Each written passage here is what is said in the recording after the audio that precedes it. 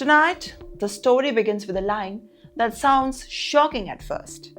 In America, having a home can sometimes feel harder than not having one. Sounds unbelievable, right? But stay with me for the next few minutes because this is a side of America that no one really talks about.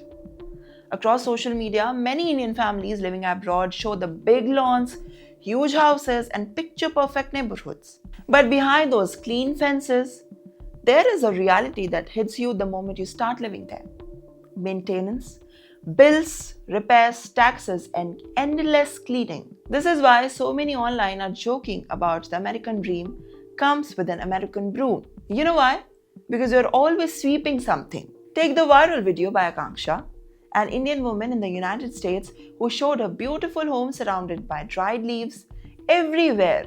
She said it looks glamorous from outside, but inside, it's a full-time job. Summer means moving in the lawn, winter means shoveling the snow, fall means cleaning the layers of leaves, and every season brings cost of the draining your pocket. But here's the twist. While immigrants struggle to maintain the huge homes, the US is battling a house crisis where millions cannot even afford a small apartment. Rents are sky high, basic homes cost more than families that they have dreamed of, and in the cities like San Francisco, New York, and even Los Angeles, it's a full-time job sleeping in their cars. Yes, not because they want to, but because the system has become so expensive to survive in.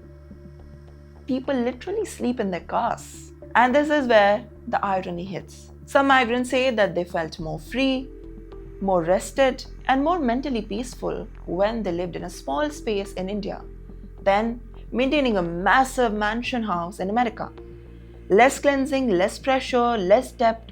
Smaller sometimes feels richer. So let me ask you this. Is American dream too big? Or are we chasing homes that only look good from the outside? Tell me your thoughts in the comments. Do you feel a smaller home gives a bigger life? Or the big US house still worth?